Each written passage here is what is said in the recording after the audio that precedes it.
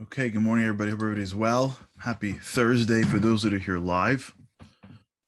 For those that are here, whenever it is that you're here, thanks so much for being here. It means the world to us.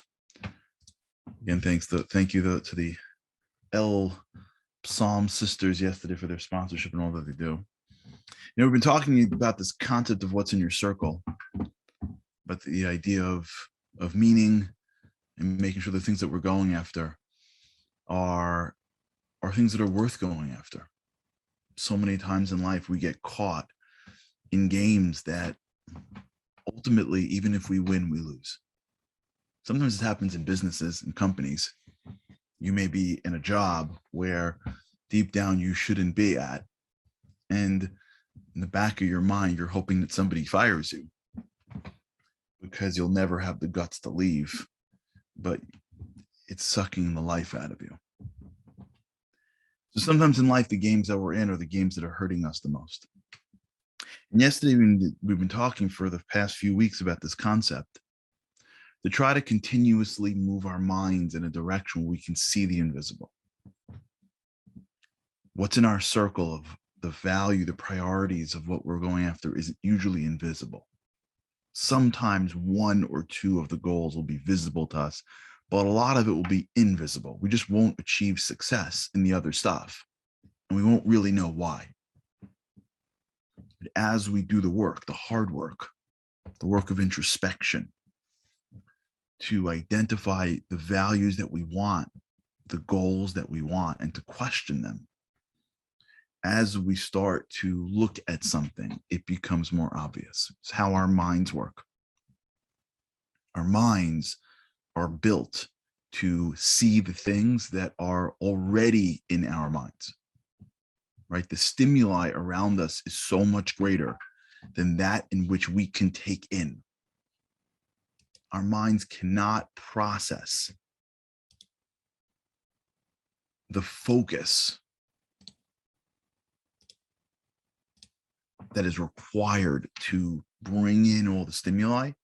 So every time our mind looks for things, it brings into our conscious mind only those stimuli that is either relevant or dangerous.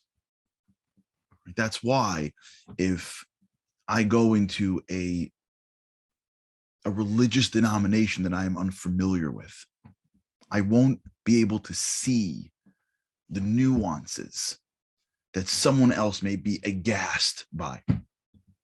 I may walk into, I'm not familiar enough with Christianity or with Islam to walk into a church or a mosque and be able to pick out things that maybe a Christian or a Muslim would look at and go, oh my gosh, I'm not familiar enough. But I may be able to walk into a synagogue and do that because my mind, my eyes, now remember, the stimuli was there. Why was it invisible to me? Because my brain didn't know how to process it. My brain didn't know how to make sense of it. When you're watching a sports game and you're like, that was a good play, and you see the coach on the sidelines like losing it, you're like, what? I thought it was a good play. Because you're seeing a play and he's seeing a play, but there's small bits of nuances that he sees that is invisible to your eyes because your eyes have no place to put it. Your brain doesn't know what to do with that information, so it just sweeps right by it. It can't take it in. There's not enough room in your schema, if you will, for every bit of information. So your brain is constantly filtering out most of the things that are right in front of your face. So when we talk about setting values, we talk about setting goals, the reason is because these goals are probably easier to get than you think. It's just that your mind has never seen the stimuli for them because you're not going for them right now. If I were, let's go back to my other example. If my invisible value was wealth accumulation, let's say, or career advancement, and I did not put relationship to my children as a top value, and I go through my year There may be so many ways for me to build a relationship with my children that would be invisible to me, because my brain, when it sees that stimuli, that opening to the conversation, that opportunity to take them somewhere on a Sunday, that game we can play, whatever the million things that take place that somebody can look at and use as a relationship builder, it may be invisible to me, meaning I never see it. It was never there, because as the stimuli came into my eyes, my brain said, I don't know what we're doing with this. Now, I may want to do it, but I've got career advancement at the top of my list, even if it's invisible. And so when it comes to the thing with the kid at night, I'm like, well, that's exhausted. I got to get ready for the next day. My brain, it's invisible, goes right through. But in the morning when I'm at work and there's that meeting, and in the meeting I can see the frustration in the CEO's eyes, I can pick up on that and be like, I see that he's frustrated with this person. Here's an opportunity for me to step in and play a bigger role. How come I got that, but I missed the kid the night before? It's not because I can't see these things. It's because my value system wasn't clear. And so my brain, this incredible, amazing machine that God gave me to achieve my goals, knows how to pick up on the things that you really want in life and take you there. That's why what we're doing is so critical, because the 15, 20, 30 minutes you may spend on what do you want to accomplish this year, that may be hundreds of hours throughout your year. The little bit of time you put in now to thinking these things may translate to days of investment, days of time later on in life, hours of regret in which you don't know how you missed things when they were right before your eyes. That's why, if you remember, 6 months ago, 8 months ago, we spent a lot of time on traits, on they're called in Hebrew midos. Zeal, remember zeal and sacrifice? Remember those days? Because when you look at the world from a perspective of building your own inner traits, then when you go out into the world and you get a challenge, the challenge to you isn't something that your brain pushes away because it is meaningless. It's a challenge that you see and embrace, because the meaning that you're getting is the refinement of your character. Last night I taped a class for an organization called Or Nava. So we're speaking about Rosh Hashanah, which maybe we'll get to in a week. We're talking about how the whole essence of Rosh Hashanah really is to live in a certain mode of judgment. And when you live in a mode of judgment, that's how you're judged in heaven. When you live in a very strict judgment type way of looking at everything around you, you're always judging in a strict way. That's how you're treated. But when you judge things in a very favorable way, when you're merciful, when you're understanding and you're forgiving, that's how heaven responds to you. And the challenge that I left the crowd with, the crowd is a screen. Hopefully the crowd. The challenge that I left the screen with last night was, one time a day when somebody upsets you, insults you, offends you, whatever, just let it go. Once a day. Because that will condition you to be more forgiving, to be more merciful, which will ultimately bring greater blessing to your life. That was the premise. Context. How does that work? Like, how does your brain, just think through this with me for a second. If you, let's say I'm doing it. Let's say you're, even right now, you're listening and you're going, okay, I'll do that. Yeah, for sure. I hear that. Yeah, if I'm more forgiving to other people, God will be more forgiving to me. That makes sense. It's called Mida Keneged Mida. It's a whole talk. Right? So now you're going through your day. And let's assume you say, okay, I'm going to do it. Once a day, I'm going to give in. And not only that, I understand that by doing it, I am conditioning my mind and heart to be more of a forgiving person, which is something that I want. This is good for me. It's good for me to be merciful. I'm a little too tight. I'm a little too, I'm a little too strict, if you will. And I can use to like take a chill. It's not the biggest deal. It's hurting my relationships. It's hurting my happiness, right? Okay, let's assume that's all going in your mind right now. And you say, okay, I'll do it. 10 minutes later, somebody calls and offends you. Pre this conversation, your mind is picking up on all the stimuli that gets you offended. You're listening in to the depth of the offense. As that person hangs up, your mind is bringing you all of the things that did wrong, all the reasons why they're insensitive to you, all the reasons why you're good to them.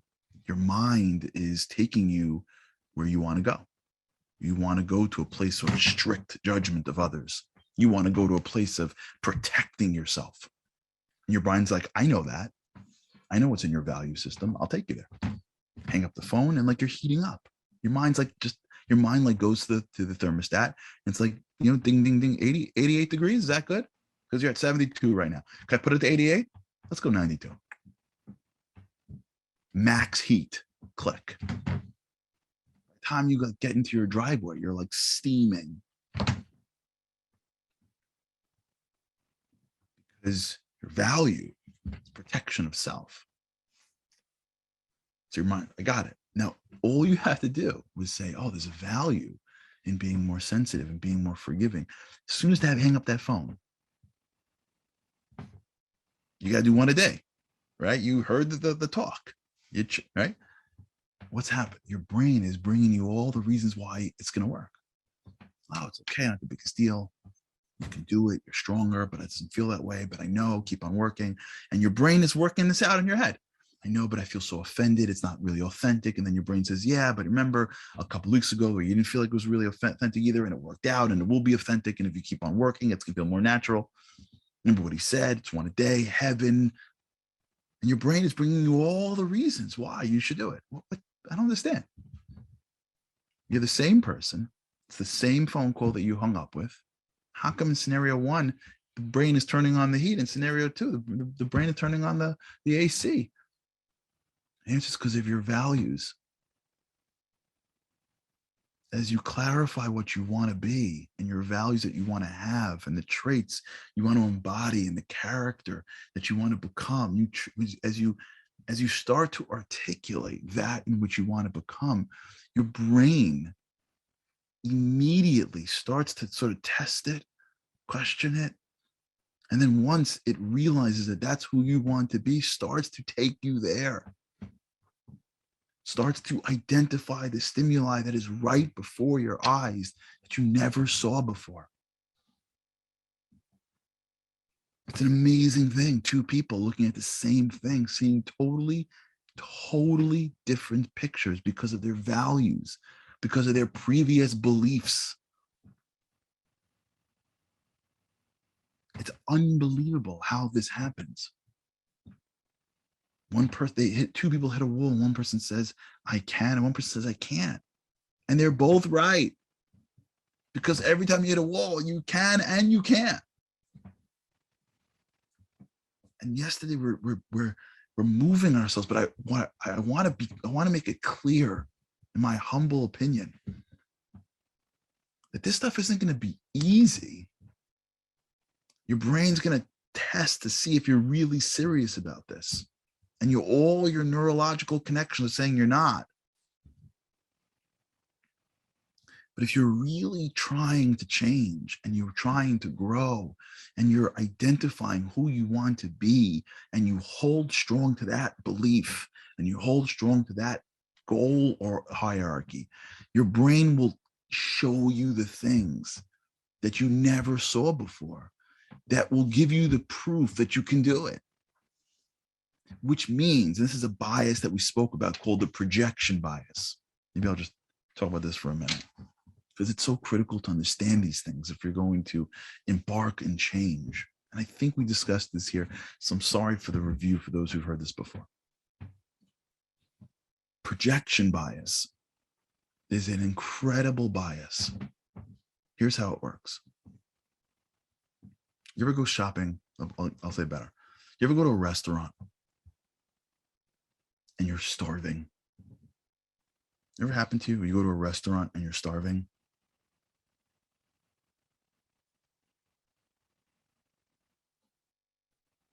And the menu comes out and you're famished. And someone else is paying for the bill. Okay? Someone's like, listen, it's on the company. You're famished. And there's no weirdness in doing what you order whatever you want.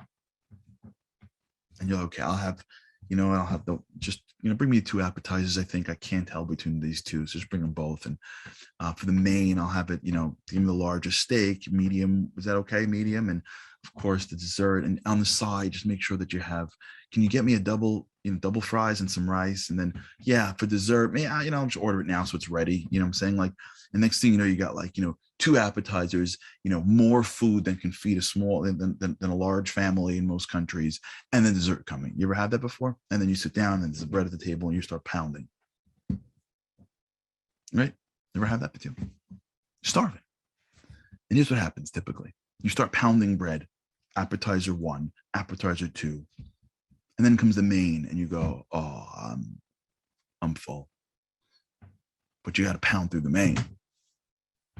And then comes the dessert platters that you ordered. You could barely move. And you're thinking, why did I order so much food? I'm going to be sick.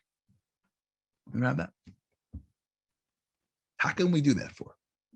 This is called projection bias. Projection bias is like this. When I'm ordering my main or my dessert, when you're sitting and ordering your dessert, right? You're ordering dessert from the place of being starving before the appetizer. And you don't have the ability to project towards you when you're going to eat the dessert. Your brain doesn't say, wait. When dessert comes out, you're going to be 2 appetizers, bread and main. So now project what it's going to be like to have all that food. And now which desserts do you want? It doesn't do that. It can't. It's a bias. So you project the dessert when you haven't even eaten the appetizer. Now, when you haven't eaten anything and there's an option for dessert, you're like, oh my God, it's going to be amazing. So you order it, or you go to the supermarket and you buy everything. Or you don't make a decision because you assume that I'm going to be too exhausted to do that because you're exhausted now. When you are where you are and you're making long-term decisions, you don't have the ability to project yourself into that moment to make the decision as to your state in that moment. I tell you all the time, this happens to me, right? I tell all the time, I put so many things to do when I go traveling. Books to read and things to write and calls to make, because I am projecting me right now, getting on a Uber, waiting on the line, getting on an airplane, takeoff, land. I'm not feeling any of that exhaustion. So I'm projecting how I'm going to feel. But when I'm in the moment, I'm so much more tired after flying across the country. So I don't have the ability to mark up that document or to get on that phone call when I'm sitting in the club when I land. But when I made the decision, I'm here and I projected I'll be fine. It's called projection bias. Hope that makes sense. When we're thinking about change, the problem is that we have what's called projection bias. It seems so hard because we don't have the stimuli to show us that we can do something. Because we don't realize that as soon as we make a decision, we start seeing things we never saw before. And then we start building momentum in these things. And then we start actually being able to do them. So by the time we're picturing the change, it's with a totally revised set of neural connections that we don't have right now. So when we don't engage in change, it's because right now I can't see myself being different because I can project how I'm going to be halfway down the road. I hope that makes sense. All right, we'll talk about it.